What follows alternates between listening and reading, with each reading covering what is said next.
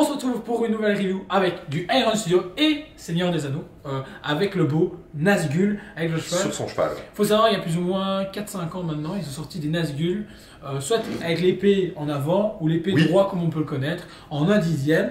Puis entre temps, on n'a plus de Nazgûl, on n'a jamais eu les 9 au final, parce qu'il fallait acheter 9 fois celui que vous vouliez. C'est ça. Et là, finalement, ils sortent avec le cheval, qui est juste extraordinaire. Elle est magnifique. Je trouve qu'il est incroyable. Alors, ça peut être du 2/10. Alors, je me dis que si Weta faisait ça en 1/6, ça pèterait. Même si, ils l'ont fait, je crois. Ils l'ont fait, oui, mais c'est déjà une plus vieille. C'est vraiment une de leurs vieilles. Mais ici, l'avantage, c'est que 1/10, c'est déjà vachement plus casable dans une armoire. L'air de rien. Surtout qu'Iron Studio, on commence quand même à avoir quelques-unes du Seigneur des Anneaux. Ouais, on commence à avoir déjà une belle collection. Et l'avantage, du coup, comme c'est du 1/10, vous savez pratiquement tout mettre dans une seule armoire, une seule vitrine / décoration, quoi. La review il va être assez simple parce qu'on va se mentir. Déjà, vous commencez du coup avec du Nazgûl, un drapé hyper propre qui nous rappelle un peu ce que Primon nous avait proposé, je trouve. En fait, la même texture. Exactement. La texture, c'est exactement la même. Vous avez justement ce noir qui est légèrement broché à certains endroits avec un brun pour rappeler la boue et du blanc pour rappeler justement ce côté un peu fantomatique. Ouais, exactement. Ça. Très bien géré, à l'intérieur forcément, vous n'avez pas de visage, c'est un Nazgûl, forcément. Dans une des premières mains, vous avez forcément une des épées qui elle est en métal. Franchement c'est propre, c'est nickel. Le peu d'armure qu'on peut voir est bien géré, légèrement mesuré, broché à certains endroits. Vous avez surtout les arêtes en fait pour bien donner cet aspect métallique. Métallique et vieille armure. Oui. Forcément, il tient dans sa main, quant à lui, pas la laisse. Non, mais le cordage pour justement le cheval. C'est ça. Qui est hyper bien géré. Franchement, le cheval, lui, il est nickel. On reconnaît justement le pelage qu'il peut avoir, les cicatrices qu'il a à certains endroits et le sang est même au niveau des jambes, et tout. Donc franchement, c'est propre parce que ça fait vraiment rappel au côté mort et horrifique du personnage. Moi, j'ai vraiment l'impression que c'est la scène où il chasse Frodon et. Moi je pense que c'est la scène. Non, c'est pas la scène où justement il y a Arwen qui sauve Bilbo. Ah, mais du coup ça ferait logique avec l'eau que je te disais tout à l'heure. Alors, ce serait plus ça, ouais. Ouais, t'aurais peut-être raison. Moi j'ai cette scène là en tête. Le travail de l'œil du cheval, l'armure qu'on peut apporter est vraiment cool. Toutes les pièces d'armure du cheval en fait sont vraiment top. Mais moins brochées que celle du Nazgûl. Oui, par contre on voit bien les différentes couches d'armure qu'ils ont voulu lui mettre. On voit il y a vraiment un tissu limite en simili-cuir. Ensuite vous arrivez justement avec tous ces petits anneaux qui viennent englober le tour de la tête et qui viennent du coup fermer un peu son armure au niveau de son cou. Vraiment super bien géré. Vous avez également les petites chaînettes qui viennent lui tenir qui est en mix média, c'est de vraies chaînettes qui sont là, qui sont importées et vraiment propre. Même la dentition du cheval, vraiment cool aussi. Après, on va pas se mentir, en termes de réalisation, de modélisation, c'est difficile de faire un Nazgûl. Déjà, il n'a pas de visage. Non, mais du coup, il fallait pas se foirer sur le cheval. Non, mais ils l'ont super bien fait. Et les parties d'armure qui doivent être les parties d'armure, en fait, on sent que c'est des parties d'armure qui ont vécu, qui ont vraiment eu une histoire, quoi. Ça se voit directement, surtout au niveau de sa botte. Oui, clairement. Et au niveau du coup du reste du pelage, on est propre aussi, on a vraiment ce travail de poil, parce que c'est un cheval à poil long. Ouais, on dirait presque un cheval de trait tellement il est énorme. Exactement, même la queue à l'arrière est bien gérée, en résine là, bien entendu, vous venez pluguer, ça va être marrant. Et ensuite vous arrivez justement sur le socle qui lui est juste de la roche. Mais de la roche bien gérée parce qu'on a vraiment cet effet de petits cailloux à certains endroits et puis plus gros rochers où justement assemblage naturel en fait. Assemblage naturel. Et puis ensuite vous avez justement cet effet d'eau qui est un peu moins en off. En fait, je disais, je vois ce qu'ils ont voulu faire, mais si c'est pour la scène du coup où tu as avec Arwen. Moi c'est pour la scène avec Arwen. Du coup pour moi la couleur est légèrement trop boueuse. Je l'aurais fait plus couleur aquatique en fait. Ces derniers temps ils sont partis en bien sûr, là c'est nous nos avis, mais du coup si c'est tiré de celle-ci, en fait on voit très bien les écumes qu'ils ont voulu donner sur la vague qui vient se taper sur les rochers. La seule chose c'est que je l'aurais fait plus couleur eau, parce que là c'est vraiment couleur boue. Donc moi ça m'a un peu choqué, mais comme je disais, si c'est cette scène-là, si c'est une interprétation, il n'y a pas vraiment de souci en soi. Et là c'est vraiment du tatillonnage. Mais au final, c'est quand même super bien réalisé. On voit vraiment cet effet de vaguelette avec l'écume blanche que vous avez au-dessus. Donc on voit la différence entre l'eau et la pierre. C'est juste que moi, je l'aurais peut-être fait un poil moins foncé, personnellement. Oui, moi j'aime bien la proposition qu'ils ont pu proposer, le travail de l'écume et tout, propre. Le côté boueux, ça rappelle justement le côté sale et horrifique du personnage. Oui, bien sûr. Ils ont mis quelque chose de trop clean. Je pense que ça aurait pas bien passé. En fait, si tu aurais mis une couleur dessus, genre une couleur turquoise dessus, bon, effectivement, avec un Nazgul au-dessus, ça ferait bizarre. Donc je comprends le principe, mais je t'avoue que c'est le premier truc qui m'a sauté aux yeux en tout cas. On est à quel budget? On est à un budget, excusez-moi.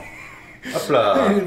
On a un budget de 589,90 du coup pour du 1/10 de chez Iron. Alors ça reste un prix, mais je trouve qu'en Seigneur des Anneaux, moi je trouve personnellement qu'il n'y a pas assez de trucs. Quand je vois l'univers étendu qu'il y a... Après, de mémoire, je crois qu'on était un tout petit peu en dessous des 300 € pour le Nazgul seul.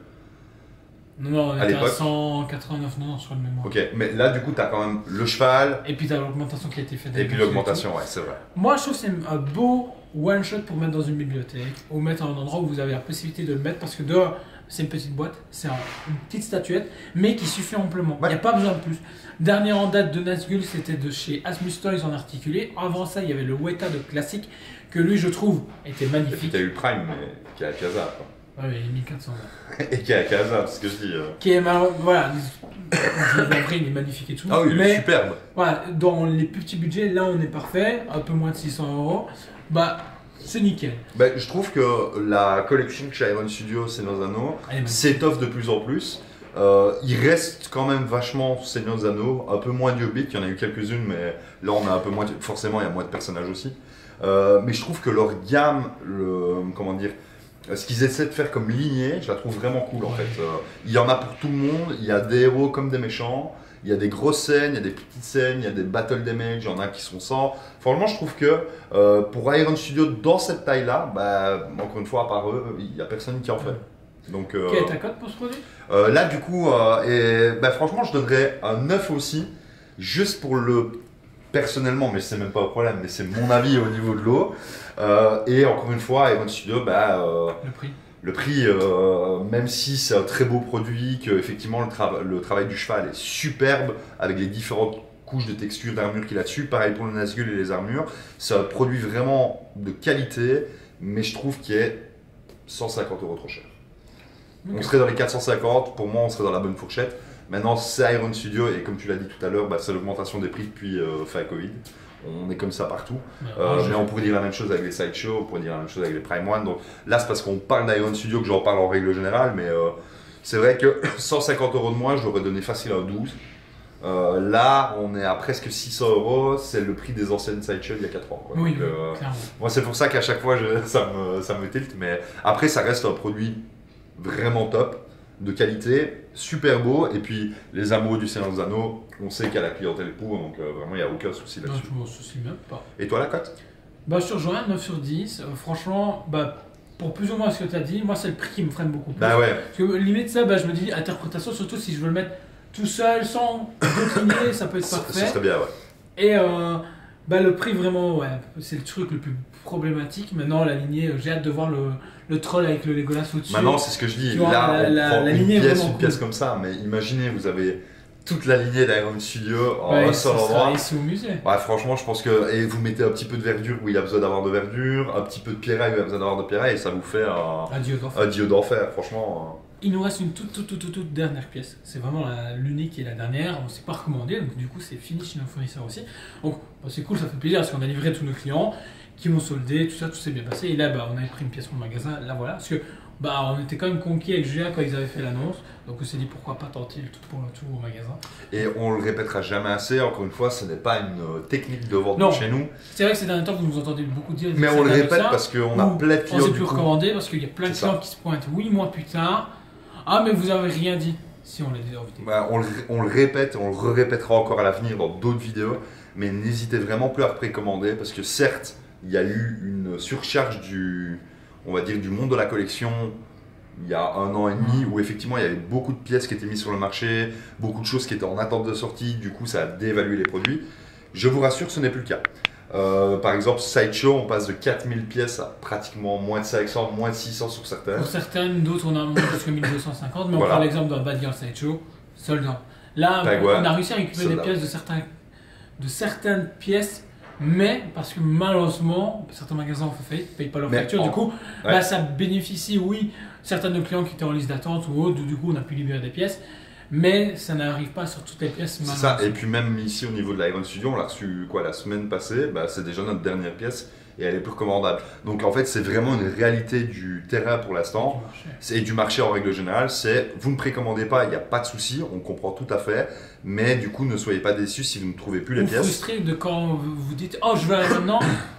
Et qu'on vous dit qu'on ne l'a plus, en fait, c'est vraiment pas un mensonge. C'est que maintenant, nous, on a on va dire une fenêtre de tir beaucoup plus courte. Plus ou moins, on va dire un mois. C'est ça. Dans ces un mois-là, on doit valider nos quantités finales. Une fois qu'elles sont validées, c'est fini, au revoir. À part si, comme l'a dit mon collègue, vous avez un magasin qui n'a pas payé des pièces ou des choses comme ça que nous, éventuellement, on peut récupérer. Mais encore une fois, ça, c'est au petit bonheur la chance. Exactement. Je pense qu'on a tout dit. Ouais, on a tout dit. En tout cas, on vous remercie d'avance. N'oubliez pas pouce, partage, commentaire, like, ce que vous voulez comme d'habitude. On se retrouve de toute façon tous les jours à 8h du matin pour une nouvelle review. Et sur ce, on vous aime beaucoup. Et on vous dit à très bientôt. On vous aime beaucoup et on vous dit à très bientôt.